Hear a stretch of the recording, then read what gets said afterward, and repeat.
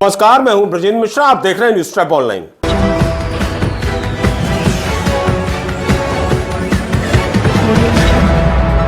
आज हम आपको बेहद दिलचस्प खबर दिखा रहे हैं और हमारी खबर का टाइटल है नेताजी हो गए प्रेग्नेंट। आप सुनकर चौंक जाएंगे। यदि आपसे कहा जाए कि क्या कोई आदमी प्रेग्नेंट हो सकता है, यानी प्रेग्नेंट यानी गर्भवती हो सकता है, क्या उसमें यूट्रस हो सकता है, क्या उसमें स्त्रियों जैसा गर्भाशय हो सकता है, तो आपका जवाब होगा बिल्कुल नहीं।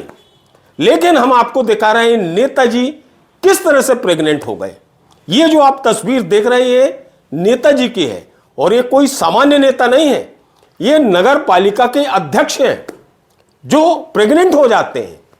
और जैसे ही इन्हें खबर लगती है कि साहब पैथोलॉजी रिपोर्ट में उन्हें प्रेग्नेंट घोषित कर दिया गया है, ये रिपोर्ट आई है, तो नेताजी का दिमाग घूम जाता है।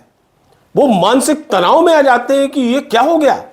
और ये बात पूरे में फैल जाती है तो नेताजी के जो घर वाले हैं वो भी टेंशन में आ जाते हैं कि साहब ये क्या हो गया। एक पुरुष गर्भवती कैसे हो सकता है, कोई आदमी प्रेग्नेंट कैसे हो सकता है। पूरा परिवार बहुत टेंशन में रहता है और टेंशन में रहने के बाद फिर वो जब एक अच्छे डॉक्टर से परामर्श करता है तो उस समय डॉक्टर पहले तो उनको दवा दे देता है, क्योंकि पेट में उनको दर्द की प्रॉब्लम थी जिसके कारण उन्होंने जांच कराई थी। तो डॉक्टर की उस दवा से उसे आराम लग जाता है और बाद में डॉक्टर बताता है कि आप कैसे प्रेग्नेंट हो गए।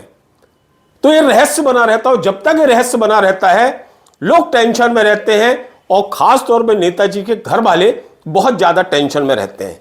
अब हम आपको बताते हैं कि हुआ क्या है मामला। दरअसल ये जो नेताजी हैं ये सतना जिले के उचेहरा नगर पंचायत के अध्यक्ष हैं, जिनका नाम है निरंजन प्रजापति।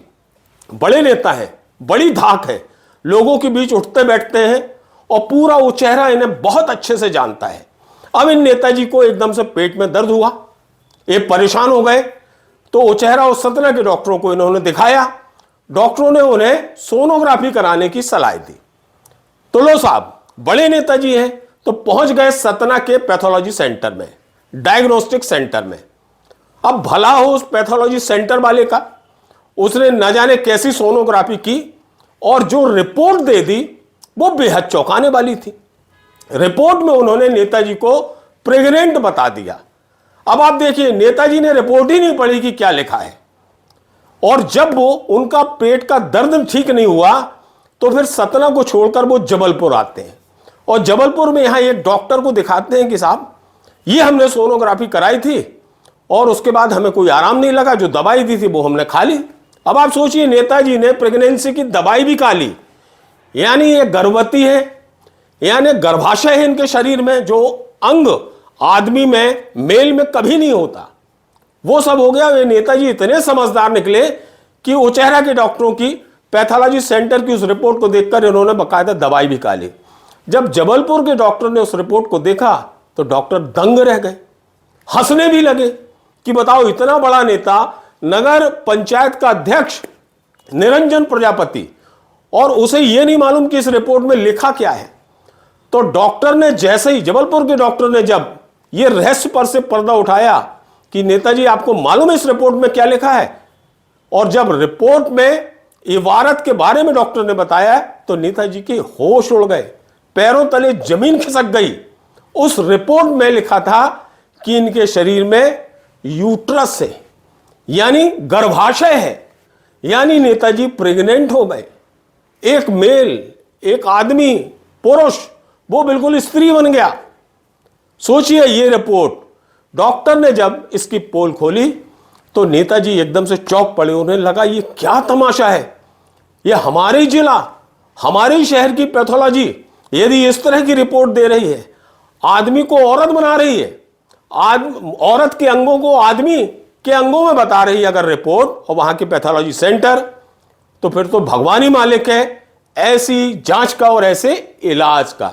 जरा सुनिए नेताजी क्या बोले। में सोनोग्राफी करवाया और ये सोनोग्राफी की रिपोर्ट जो आई उसमें ध्यान नहीं दिया। हमने डॉक्टर को दिखाया, डॉक्टर से दवाई वाई ली, उससे हमको फिर भी रिलैक्स नहीं लगा तो हम जबलपुर गए और जबलपुर में इलाज करा के फिर वापस आए। अब जब हमको आराम लगा तो जबलपुर वाले डॉक्टर ने ये जो शराब की रिपोर्ट थी, रिपोर्ट में देखा कि इसमें यूट्रस था। उन्होंने बताया कि ये ऐसा ऐसा, ये रिपोर्ट कैसे है, ये आपकी रिपोर्ट ही नहीं है। बहरहाल डॉक्टर ने साफ कर दिया कि रिपोर्ट आपकी गलत थी और आपको गलत तरीके से बताया गया कि आप प्रेग्नेंट हो गए हो, आप गर्भवती हो गए हो, आपके शरीर में स्त्रियों वाला जो अंग है गर्भाशय वो है। ये रिपोर्ट में लिखा सतना की डायग्नोस्टिक सेंटर की रिपोर्ट में। अब नेताजी आग बबूला हुआ, उनका कहना है कि इसीलिए ये डॉक्टर और पैथोलॉजी सेंटर बदनाम है। ये कोई भी सेंटर हो, कोई भी इलाज जांच केंद्र हो, वहां गलत सलत रिपोर्ट इसी तरह दी जाती है। और जब एक इतने बड़े नेता जो उचेहरा नगर पालिका का अध्यक्ष है, यदि उसके साथ इस तरह का हो सकता है, तो फिर आम आदमी, आम मरीजों के बारे में आप अंदाजा लगा सकते हैं कि इन पैथोलॉजी सेंटरों में क्या होता होगा। ज्यादातर अस्पताल और ज्यादातर डॉक्टर कोई भी बीमारी बता देते मरीज को, मरीज घबरा जाता, परेशान हो जाता है। बहुत से पैथोलॉजी सेंटर और डायग्नोस्टिक सेंटर ऐसे हैं जिनकी रिपोर्ट विश्वसनीय नहीं होती। बीमारी कुछ होती है, बता कुछ दिया जाता है, क्योंकि उन मापदंडों पे वो पैथोलॉजी चलती ही नहीं। एक छोटे से कमरे में एक टेबल रखकर पूरी पैथोलॉजी चलती रहती है, क्योंकि पूरा स्वास्थ्य विभाग के जो अधिकारी हैं सेट रहते हैं, उनका महीना बंधा रहता है। मरीज को एक तरह से प्रयोगशाला सा बना दिया गया है। स्थिति यह है कि किसी मरीज के ब्रेन की प्रॉब्लम रहती है तो डॉक्टर के पास जाता है, तो डॉक्टर उसके पैर के नाखून से इलाज शुरू कर देता है और तब तक उसका बहुत रुपया खर्च करा देता। आखिरी में उसे पता चलता है इसे तो ब्रेन की प्रॉब्लम थी। इसी तरह यदि किसी को पेट में प्रॉब्लम होता है तो पता चला उसका छाती, फेफड़ा, आंतों, इन सब की जांच हो जाएगी, लीवर, किडनी, सारी जांचें हो जाएंगी। उसके बाद डायग्नोज होगा कि साहब इसको तो पेट का प्रॉब्लम था। किसी को यदि चक्कर आ जाए तो पता चला हार्ट की जांच हो जाए, और लगे हाथ एंजियोग्राफी हो, एंजियोप्लास्टी हो जाए। यदि मरीज मालदार है तो सब कुछ संभव है। और यह सब होता है इसी तरह के डायग्नोस्टिक सेंटर की जांच रिपोर्टों की वजह से।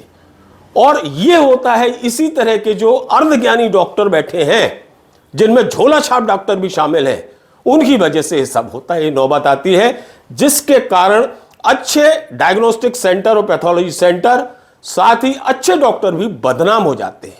कहते हैं ना, एक मछली पूरे तालाब को गंदा कर देती है, बिल्कुल यही स्थिति बनती है।